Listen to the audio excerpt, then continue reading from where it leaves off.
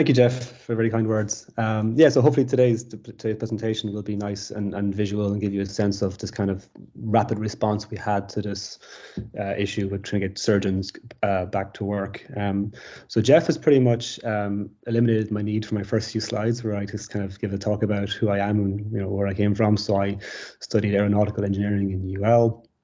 At the time, it was the Stokes Institute. I did my PhD there with Ed Walsh, looking at bypass transition, looking at experimental measurements using PIV and other techniques to look at how turbulent spots form in boundary layers. And did some work there as well, looking at finless heat sinks. So that picture there on that graphics card is kind of folded aluminium sheet that gives better heat transfer than a cast heat sink. I also worked in Stokes Bio, as Jeff said, and then I went to London, where I worked on DNS of bypass transition. So the video here on the bottom right is a direct numerical simulation showing the transition process in different boundary layers. This is a top-down view looking down to onto the surface of a flat plate.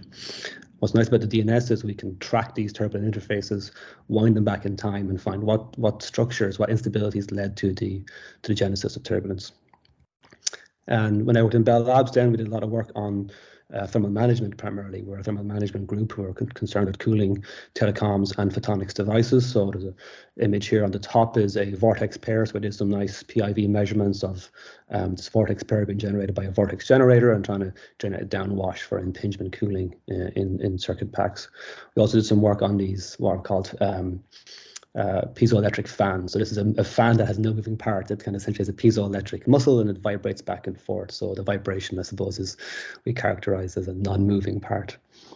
While also at Bell Labs, did a lot of work looking at Schlieren, using Schlieren techniques to investigate bubbly flows. So we have immersion cooling, use bubbles, generate turbulence, and that can be used to enhance heat transfer. So this is like a tracking code we used to track the bubbles principal components, and then also we wrote some additional algorithms to actually try and extract the movement of the turbulent wake behind it.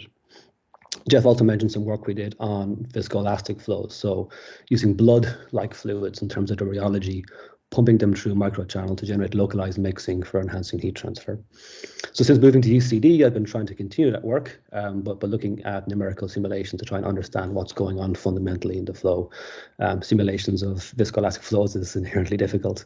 And while working on that, I received a Zoom call, as most things seem to start these days, back in March 2020 from Professor Ronan Keyhole, who's at the School of Medicine, head of digital surgery, and also a surgeon in the Mater Hospital. And Ronan specializes, this is Ronan here in the bottom right, he specializes in colorectal surgery, which is primarily a laparoscopic technique, which means what you do is rather than having an open incision, you essentially insufflate or inflate the patient's abdomen with carbon dioxide gas. And this creates a space for the surgeon to work. And then these surgical ports, which you see here, in this case, the porcine cadaver, or these devices here, are inserted through the abdomen wall. They essentially act like airlocks to control the air pressure inside and allow instruments to pass inside through a valve. However, these devices are known to leak excessively. They're imperfect. And for a long time, it's been an acceptable risk that leakage from these ports is acceptable. Particularly what happens is when you're performing surgery, you don't use cutting devices, you use grabbing devices and energy tools, and they burn away tissue. So you're generating a lot of smoke inside the abdomen. When that smoke obscures the camera view, and the surgeon's looking at a TV display here as they work, they vent that smoke into the space in front of them and the other theatre staff. Now the room should be under positive pressure, and that should hopefully carry that smoke away, but the flow is not significant enough to move that pressure. And what they find is when there's theatre staff standing around a patient, that smoke will linger in their breathing space. So there's a long-term health risk to inhalation of surgical smoke for theatre staff, and this has been an area of concern for nursing unions. Surgeons tend to be dismissive of it because they just want to get their job done. But COVID really brought it into sharp focus, because now we had this acute short-term risk that could take out entire theatre staff teams and prevent surgeries from happening. So This allowed us to kind of tackle both, understand the aerosol risk, the viral risk, and the long-term smoke risks due to leaks from these trocars. So this is an example. Here we have a live surgery on a patient. The patient's abdomen is distended with CO2, which is coming in here from these tubes at the back. And here we see some of the surgeons. In this case, there's actually 3 surgeons. So this is a colorectal surgery, probably a gallbladder removal. The surgeon here in the middle is holding the camera, which comes in through a trocar. This port's often called a trocar. And then the primary surgeon here for us is using 2 instruments to manipulate inside, and the third surgeon then providing assistance. And as you can see, we're using a laser here. The laser is just coming in here between these 2 guys as a laser sheet in the vertical direction, and it's illuminating the large amount of smoke that is coming out of this patient during surgery, which is typically invisible. And you'll also see in the background here there's a large number of little scintillations of little particles linger in the air. So a positive pressure is not doing a great job at removing much of this smoke. So it tends to linger in the space, and this is something you can actually smell in the room. When you're in the room and the event is smoked, it's quite apparent. So it's always nice to get your students involved in this work. So we did a lot of work imaging these leaks and trying to quantify them and looking at porcine cadavers.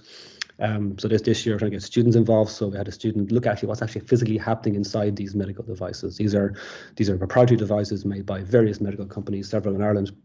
So they don't share their testing data on how well they behave. But your typical trocar looks like this. It's a double valve. So the top valve acts as a seal around the instrument shaft, and the bottom duckbill valve is designed to be closed under the internal abdominal pressure, the intra-abdominal pressure. So as you shove your instrument through, that valve is opening and closing, and the pressure keeps it shut. So it's like an airlock. The top valve should seal around the instrument. The bottom valve should seal when there is no instrument there. So the 2 valves together should prevent leaks. But this is clearly not the case, as we've seen. So what Conor did was we can't put a camera in the patient looking up. The camera is on the end of the instrument. We can't put a camera on the top side either during surgery. It's just intrusive. But by building a nice little rig, Conor was able to show that yes, the instrument, the valve behaves as expected. When the instrument is through it, it opens up the duckbill valve. But the top valve can actually see this failure mode when the instrument is moved. So if you go back to that video that shows you, there's a lot of motion in the surgeon's hands as he moves instruments around, and this can cause the top valve to have this failure mode. More sophisticated trocars can have a kind of a boot around the top valve, a more complex shape, and that can overcome this problem. But what Conor did is he looked at different spacing between the top and the bottom valve, and he saw that he could actually control the degree of leakage by controlling the spacing. Why is that? Well, because the instrument itself is a complex shape. It's just as a grabber. There's various staplers. Some instruments are hollow to a certain extent.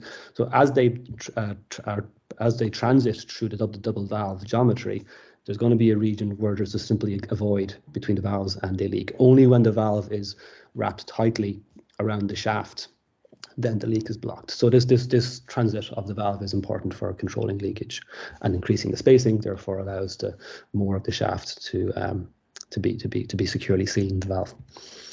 So one of the techniques we used extensively through this work to characterize these leaks and see how bad they were, and how long they last and where they go, was a technique known as Schlieren Imaging. So Schlieren has been around for well over 100 years. It was popular with Lord Kelvin. Apparently he used Gillette razor blades as his razor blade of choice as a spatial filter, which we'll see what that's for in a second. And on the left here we see kind of the state of the art in modern large format Schlieren imaging. This is what's called NASA AirBoss, or airborne background orientated Schlieren. And what NASA do is they fly these T-38 jets over a very high frequency background. In this case, the scrub on the desert floor in the US. And there's an aircraft flying, looking down with a very highly stabilized, high resolution camera. And as these jets just break the sound barrier as they fly underneath, they're traveling here at about Mach 0.07, there is a shimmer, there is an obvious optical illusion as the distortion as the jets generate shock waves. And then by doing a lot of image processing, and this takes several minutes per frame, the guys at AirBoss are able to extract the flow structure coming off the jets. So this is a modern digital image processing technique to extract these structures. And it's extremely impressive. And this work is primarily designed to investigate shockwave interaction for jets breaking the sound barrier, so they can design quieter jets that have a less disruptive sonic boom as they break the sound barrier.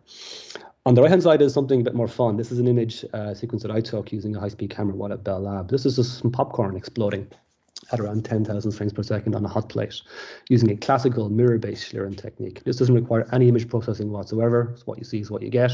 So it's fantastic for working in real time, working quickly. And as this little popcorn kernel explodes, we see little droplets and debris go flying away, and they're hot, so they're carving a thermal wake behind them. The Schlieren is sensitive enough to see these little wakes behind these little micro droplets of oil and debris. In fact, Schlieren is so sensitive you can hold your hand in the system and you can see the heat rising off your fingers. It's quite impressive. So how does actually Schlieren work? Well, mostly it's smoke and mirrors, but in reality what we have is a high quality parabolic mirror, which we can then, in between this mirror and a second mirror, we can place a heat source like this candle. And on the right here, on the left we have a point light source. This hits a blue LED at its focal point of the first mirror. We get collimated light, hits the second mirror, and in the Z configuration, that's focused down to a point over here on the other side. And we place a camera downstream of that. Now to key this Gillette razor blade that Lord Kelvin used, we place that blade as close as we can to the point here where the light is being condensed down to its minimum point. So in a kind of a FLIR optic sense, we can think of this as being the FLIR transform of what's going on in the middle. And what's going to happen is any light that's coming through the middle that passes the candle is going to be refracted and bent out of shape. And it's going to basically, instead of focusing on the blade, we'll focus a little bit to the left, a little bit to the right, and it'll appear as a region of light and dark in our image, as we're seeing here in the bottom with this cigarette lighter. So it's a very, very straightforward technique in terms of just deflection of light. So I have a classical Z configuration system, which I built many years ago, and requires quite a lot of space. And here it is set up in the old theatres of the Mater Hospital. So this old theatre space now is part of Ronan Cowell's digital surgery space, where they do a lot of work on investigating new surgical techniques, new equipment, evaluating new technologies. These theatres were in use, I think, up to 8 or 9 years ago, and they've since moved across to a more modern state-of-the-art facility. So on the left and right here, you can see these large mirrors that I have. These are a diameter of 0.4 of a meter. We have our light source here on this tripod and our camera here on the right-hand tripod. We can use any camera we like. In this case, we're using a phantom camera, but typically we're just using a standard consumer Canon SLR. Frame rate's typically fast enough, and what's nice about those SLRs is we get really high quality, low noise images. So any visible camera any visible light camera can be used with Schlieren quite effectively. You're not limited by cost here, so it makes Schlieren somewhat affordable as a technique. These mirrors are telescope mirrors, so you benefit from the economies of scale. These mirrors cost around 1,500 euros each. They're not significantly expensive, and cameras can be got for very little money. And in the middle, then we place our subject. This is where we place our porcine cadaver, for example, on this surgical table. So what's important here is that the distance from the light source to mirror 1 is the focal length of the mirror, which is 1.8 meters. The camera and the razor blade here are also 1.8 meters from the second mirror. The distance between them can be anything you like. So in Bell Labs, I think at one stage we had about 10 meters between these two groups. But the tripod to mirror distance is required to be exact. This room actually exists in the old Mater. This is the old £5 note, and this is the old Mater Hospital. And the building roots up here, just behind this nun's shoulder. That's the room we're in at the moment.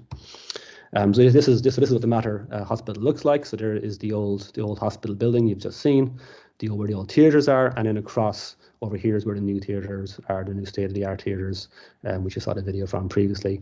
We've also been doing some work over here in the Mater Private, which are slightly less modern theatres, the more kind of 90s era theatres. They're a bit smaller and tighter to work in. And there's Mount Joy just up behind us as well. So right smack in the middle of the north side. Okay. So the kind of results we're getting then is, sorry, just move on here. Looks like this. So this is the typical Schlieren field of view. We see the circular image because of the circular mirror.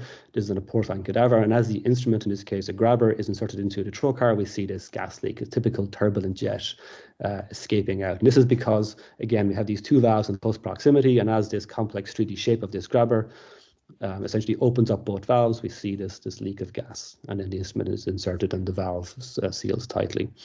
So a lot of the initial work was trying to understand, well, what are these leaks? Let's characterize them, understand how much gas leaks and where does it go.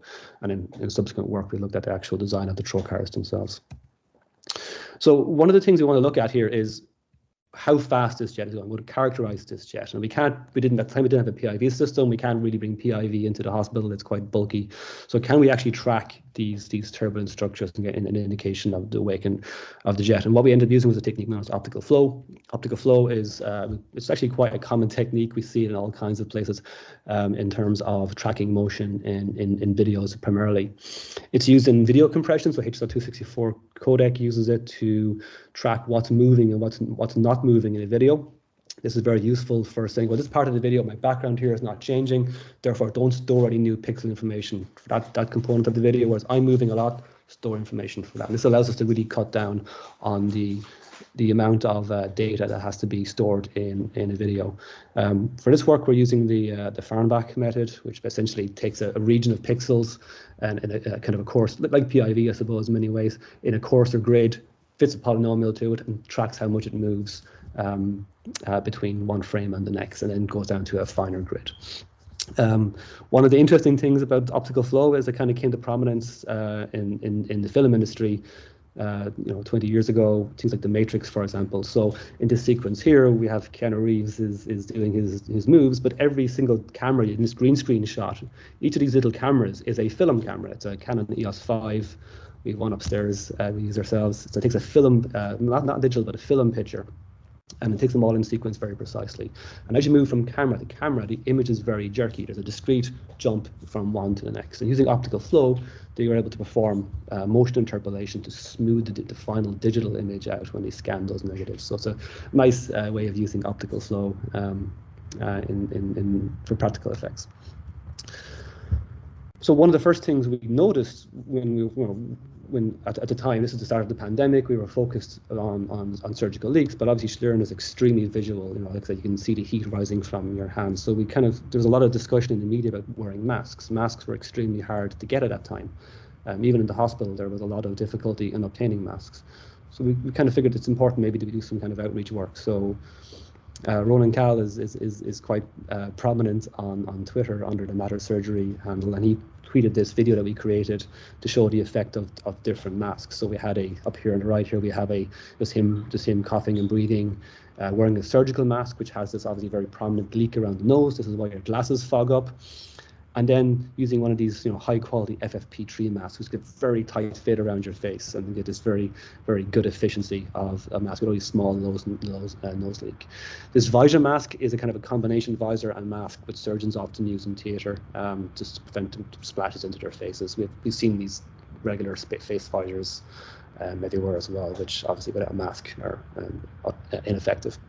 Yeah, so this tweet has been currently seen over 50,000 times. It's nice to see your research get access to that kind of audience. And a lot of the work we did, it was picked up by the media. We were on RT News a couple of times. We were on Primetime, various newspapers locally and internationally.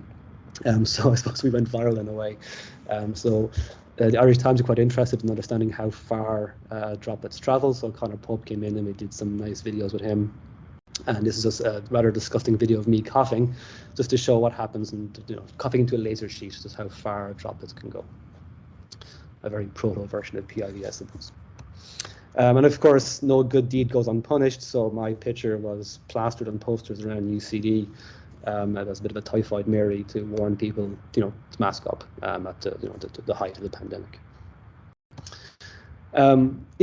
So taking all the optical flow work we talked about, if we now look at these videos we record, so down the bottom here we have this image sequence. So on the left-hand side is our primary image, and the jet is quite apparent, but it's not particularly clear. So by taking one frame and the subsequent frame and just taking their difference in the grayscale values, we get the middle image. This dramatically enhances the contrast of what's moving.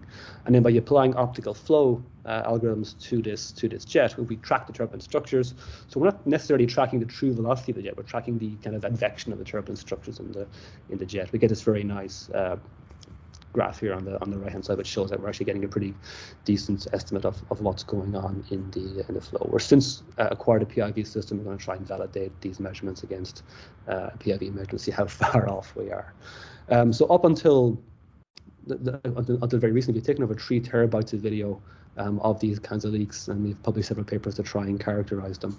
So it's been quite a busy time since the start of the pandemic.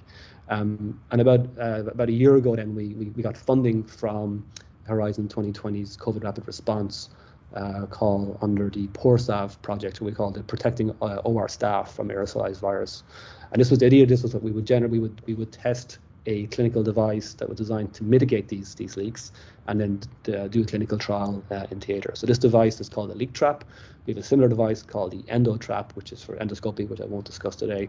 But the idea of the leak trap is it's basically a little vacuum ring you can stick on to the top of the trocar and the base of the trocar where leaks can be observed. And most of the work since the last year has been deploying these measurement techniques into operating theaters. This is just a video that shows, I'll just show it very quickly, of what the leak trap looks like. So there's a top device here and a bottom device. Essentially, it's a vacuum ring. There's a series of little orifices placed around the inside of this torus, and it then sucks up any jets. So jets, we know turbulent jets are very susceptible to any kind of disturbance from the side, so they're quite easy to flip over. So by using this, there's a hope that it will actually then suck up the bulk of the jets escaping. The one on the bottom we call at the abdomen wall here. This one tends to be less effective. We often see suture leaks, but they tend to be controlled under effects like the Quanda effect, where they tend to stick to the patient's abdomen wall. They don't tend to go up into the patient's face. So the top one is primarily of interest. The one at the wall is more of a kind of see how well it works.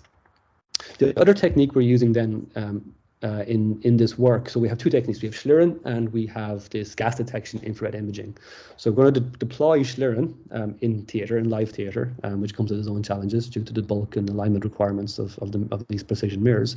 But what we can also do is we bought this FLIR GF343 gas detection camera. So this is a camera that is tuned to see CO2. And if you work in the oil and gas industry, you would buy a particular camera for the particular hydrocarbon you're interested in, but they also sell one just for CO2. This camera costs upwards of 100,000 euros. It was frightfully expensive, but we're able to buy an X demo model. So this is the only version of this camera in Northern Europe. It's a very niche, very particular piece of equipment. And because it's such a niche piece of equipment, it's somewhat primitive in terms of its functionality, which I'll discuss in a second. But the idea is that we've all seen these little CO2 sensors that we have in our houses, in our schools, in our offices, and they work on the absorption of infrared light by CO2 in the 4.2 to 4.4 micron region. So this camera has a microsterling cooler. It's got a particular bandpass filter inside it, and then by looking at light in that range, we can see dark patches when CO2 exists. It's got a relatively good resolution of 320 by 240 pixels, which is not terrible for an infrared camera. It can record at 60 frames per second, but what we find is when we record on the camera's own internal recording to an MP4 file, it results in this terribly, horribly compressed 15 frames per second internal recorded video. So what we can do is we actually capture video over the HDMI port at its full 60 frames per second. So that has really saved us a lot of hassle. So we're spending 100,000 euro on a camera. It doesn't even record videos very well, but this is just the nature, I suppose, of these niche technologies. And here's another disgusting video of myself. This is just me testing out the external recorder, and this is just me exhaling. This is not smoke. This is just CO2 leaving my nose and my mouth. So it's quite an effective way of visualizing, just trace levels of CO2 just from a human exhalation. Okay, so we wanted to deploy Schlieren in the operating theatre. We've already seen these great big mirrors and these great big stands and tripods. It's quite obtrusive. It takes over an hour to align Schlieren, the double mirror system, with all the different degrees of freedom, particularly because our system is designed to be kind of portable to a degree. So we need to build a more portable, a better type of Schlieren that we could deploy quickly in theatre and that wouldn't get in anyone's way. So this is the kind of setup that we came up with, the standard single mirror, again, classical single mirror system. There's nothing innovative really here other than we just try to do it quickly. There's no major new innovation in terms of the optics. So what we have is here on the breadboard, we have a standard Canon camera. We have an LED light source. We're using a thin film pellicle beam splitter here, which is just to avoid the double image because our light is converging. And then our razor blade is just placed here in the middle. So it's very, very similar. The difference between this setup and the previous setup is that our razor blade has to be 2 focal lengths away from a mirror. So this 1.8 meter focal length mirror requires us to have a 3.6 meter distance between the razor blade, the light source, and the mirror. This allows the light to come back to its focal point in this conical beam. Whereas the other system used a parallel collimated beam of light, which means we could be anywhere between those two mirrors and get a good image. This system has a limitation in that the mirror has to be as close as possible to the subject to maximize your field of view. As the subject comes closer to the camera, we get a tighter field of view. So that's one limitation. But also this smaller beam of light allows us to get in and work around the surgeon's elbows and hands, as we'll see in a second. So this is a video showing what the setup might look like. We have our patient, they have some trocars, their abdomen is extended with CO2. And those trocars, when being used in surgery, will start to generate puffs of smoke as the surgeon inserts and removes tools. So this smoke we want to visualize, so we end up bringing in. So we wheel in our two separate stands. One is the mirror, and the other is the optical setup with the camera. And then we can arrange these guys. So myself and my research assistant Hugh, we can, in about 5 minutes or so, even actually less, we've gotten quite good at it. We can actually arrange these mirrors and the camera quite effectively and not interrupt the surgery at all. And they can just pause for a second. We can align it and they can get back to work. And we can position them ever so slightly to the left or to the right. We can orientate it so that we're not blocking the surgeon's ability to work, but we can still acquire images throughout. So here's what it looks like in theatre. So here is Jeffrey, the surgeon. There I am in the background, just double checking the setup. Light source is here, the mirror is here. And you can see where we can get forward of him. We can move the mirror to the right, for example, to get a view here across at an angle. Here is another view of it. Again, the mirror is located here, the camera is there. You can see this is two surgeons working together. And over here then we have our FLIR camera and our external recorder. So quite the busy environment. You do fluid mechanics research, you have a nice wind tunnel, you have a nice rig, you have a big lab, you have space to work, you have time to work. We have to get this in here, wheel it in, get into place, avoid getting in anyone's way, be careful of infection control. In this space here, beside the mirror, there's a scrub nurse. We have to align the system, we have to be able to record measurements, and they have to keep this patient alive. So it's been quite the different approach to doing expert fluid mechanics research. Of course, we built two systems. So this project is in collaboration with the Mater Hospital and ERCAD in France. ERCAD are a big surgical training group in France. They do an awful lot of training. They're a very, very large surgical training group, and they do an awful lot of surgery as well, and they're based in Strasbourg. So we built two systems. The idea was it being portable, also was flat packed. So these two boxes are the second system, flattened down and packed up and ready to go. And that was sent over to Strasbourg late last year. And this is our system here in the Mater. So two identical systems. The problem was in ERCAD, they couldn't get ethical approval. What had awful difficulty with a particular French ethical panel who didn't believe COVID was airborne and didn't see the point in doing the work. So they since reapplied to a different panel, and they finally this week have gotten the ethical approval. So we have 3 months left in the project, and they're now going to fly through a whole bunch of surgeries. So we've done 28 surgeries in the Mater. We're doing 2 more next Tuesday, and they're going to do a similar number in the next 3 months with this system. So we have to go over there and get it realigned for them and show them, to teach them again how to use it. So we produce a whole bunch of training materials and alignment materials. So I suppose in a way we've made the Schlieren technique somewhat democratic. We've made it available to anyone who wants to set it up quite easily and quickly. And this is just the system then that's being demoed over in Strasbourg. So they've got a very, very, very nice setup over there. So we wanted to extract these video sequences and extract the jets and estimate the velocities coming out of it to show if this leak trap device is working or not, or is it effective. So this is what you've already seen. This is just another example of it. So here's the leak trap on this trocar. And as the instrument goes in, it controls the leak to a significant degree. It doesn't completely eliminate. In this case, it's not completely eliminated. There is still a moderate little puff of gas coming out. But by and large, we typically find it works extremely well. It doesn't actually cause very many leaks at all. So what we're in the process of doing now is actually trying to quantify these leaks. We're trying to extract them, go through all these hours and hours of videos that we have, isolate each leak, quantify it in terms of how effective it was versus how poorly it leaked when there wasn't a device there, and come up with a a very statistical data set to explain it. Here is the FLIR camera in operation. So this is just someone cleaning one of the Trocars with one of these cleaning devices, and you can see the amount of CO2 coming out is quite substantial. So we have simultaneous Schlieren and simultaneous FLIR of these 28 and soon to be 30 surgeries. So quite a lot of data to process. Here's the camera being inserted into the trocar. As you can see, just how much the abdomen is being stressed as this device, which extends through the patient's abdomen wall, is being moved around. So this is why you have a leak trap here, and we're going to have a leak trap up here as well. So quite a lot of motion, quite a lot of stress on the valve, and quite a lot of CO2 leakage. And so, because this is essentially just MATLAB code, we're just building a device, building a bit of software in MATLAB to perform this optical flow. But because you have many terabytes of data to process, we just put it all together into a nice little application, which we can then compile and distribute to all the project partners. So it's not just me doing the data analysis, the surgeons can get on board too.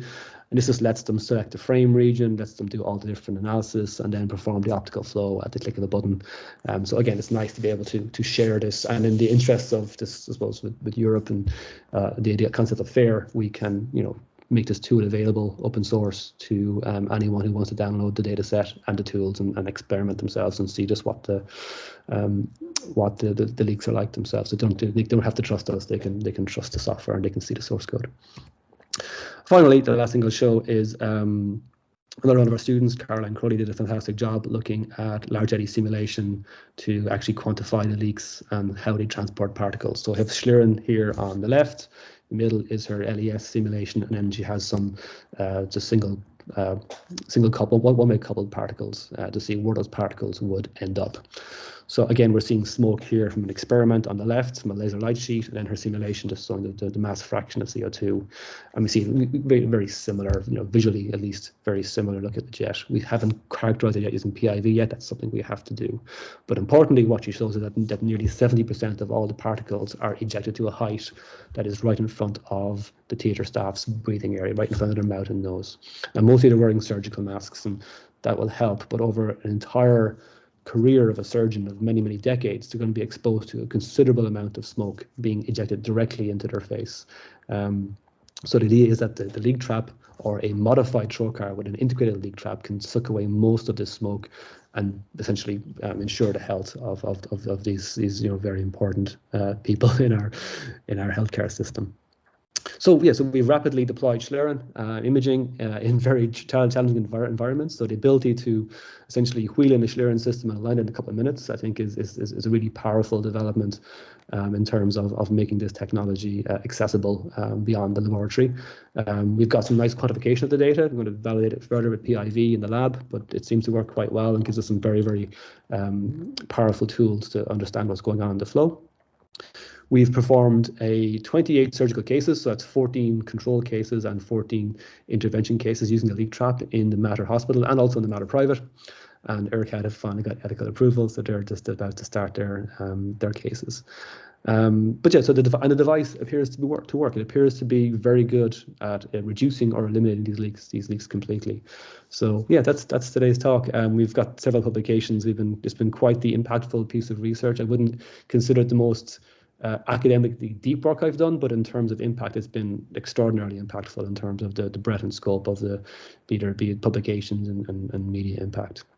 And they're just some of the partners we've been involved with over the last while. Thank you.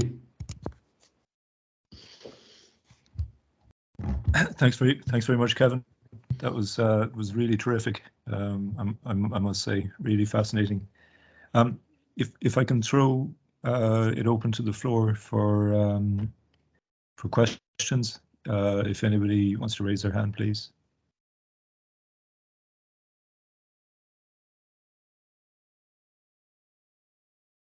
Do we have somebody out there with a question? Hi, just me, Kevin. Vanessa? Love the presentation, Kevin. It was very good.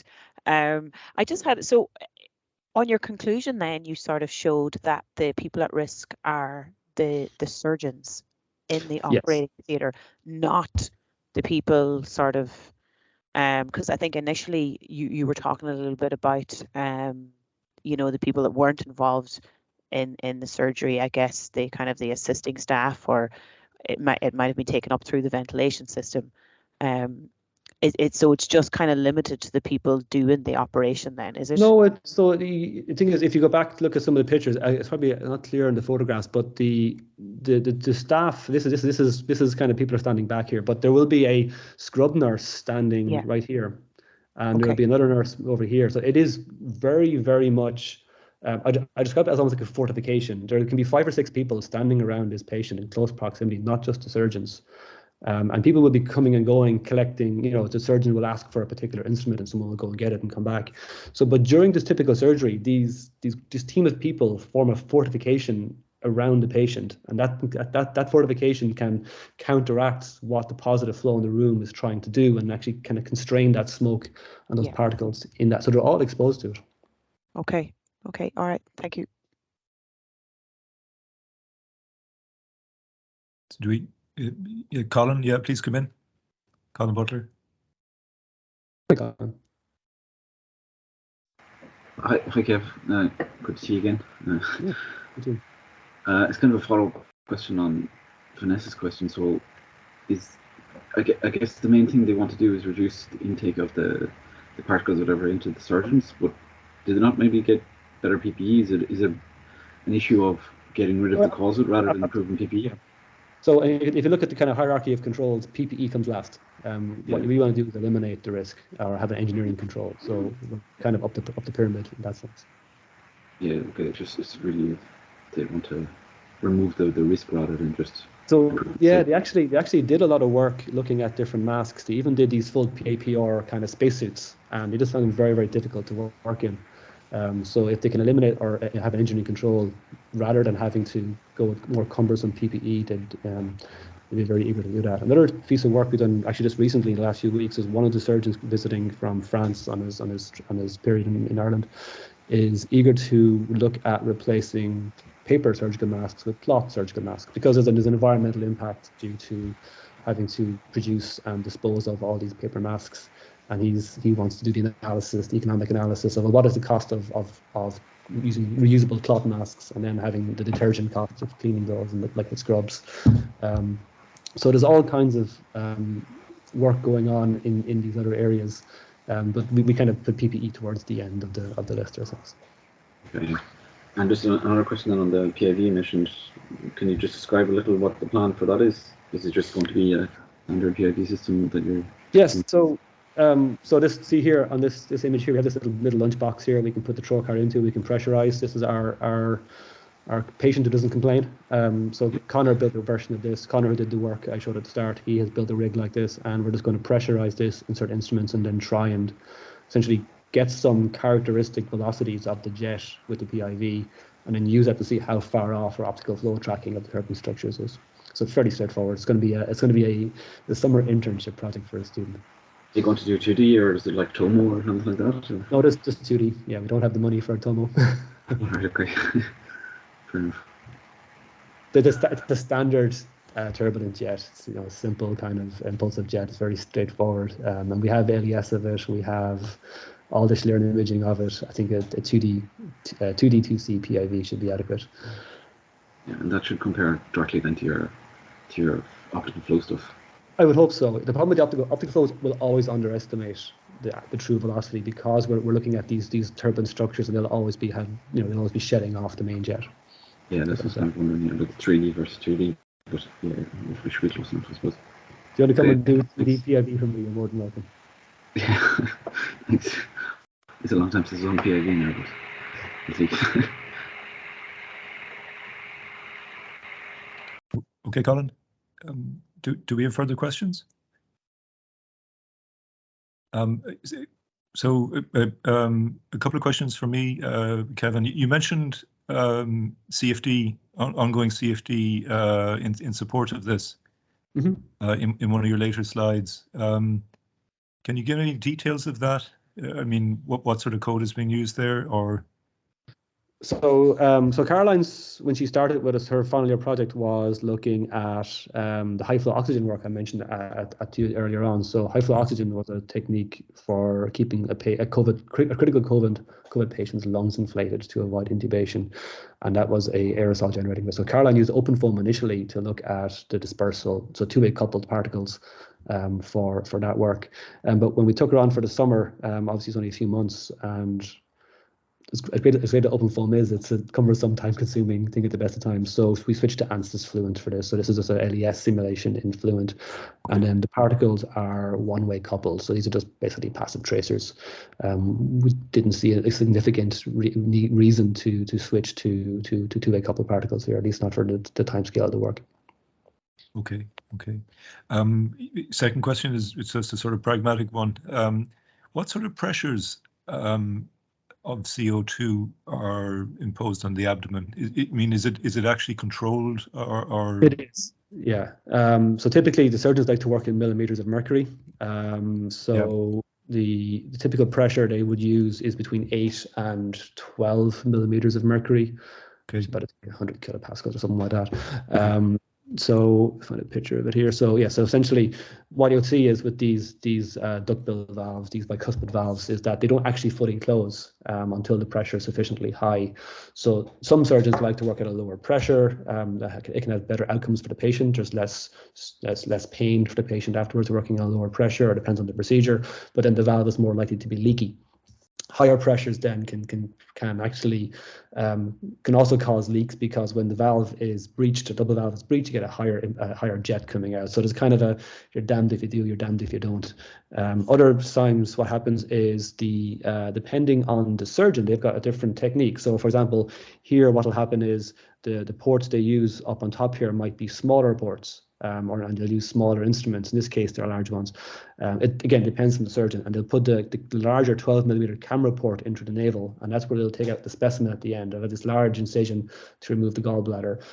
Another surgeon likes to put the large incision up here on top and remove the gallbladder, and she can do a surgery in 15 minutes. It's incredibly fast, whereas they normally take about half an hour. So her surgery is fast, but the patient has a longer recovery time. So all these different things combine, where it's the pressure you use, the ports you use, the size of the port you use, where you put it. They all have outcomes on the patient. They all have outcomes on the length of the surgery. So with all these things factors in the surgeon's mind, dealing with smoke is the last thing they care about.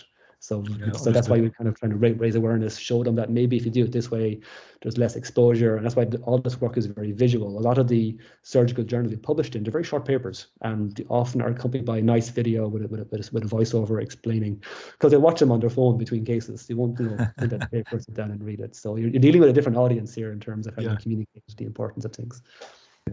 Different world. Yeah. Do we have any further questions from the audience? If not, so one final comment from me, that fiver brings back some memories. Yeah, it was. They've got one up in a frame up in just across from this room. There's like an old dissecting lab with a hole in the ceiling and stuff, and use that as an office. Yeah. And there's one up there in a frame, and that's what reminded me of it when I saw it and they explained to me. So yeah, that was. I was old enough to remember pounds as well. Yeah, that brings back a lot of very fuzzy memories. So on that note, Kevin, thanks so much for taking the time. The presentation was as richly visual as I thought it would be, so it's fascinating. So, thank you for being our speaker today and just conveying that on behalf of the audience as well. So, thanks, Kevin, and thanks everybody who's attended.